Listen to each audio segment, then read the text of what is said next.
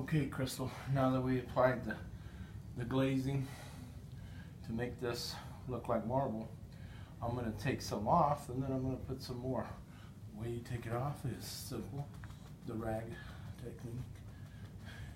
And I'm going to leave it heavy here and there so that when I put a plastic over it, you'll be able to notice, and it'll just come to us.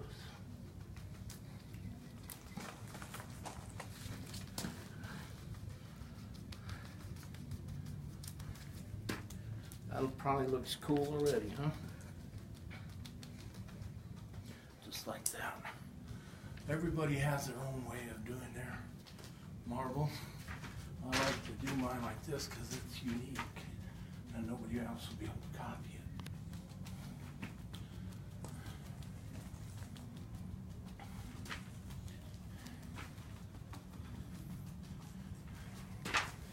So as you can see, it goes really fast.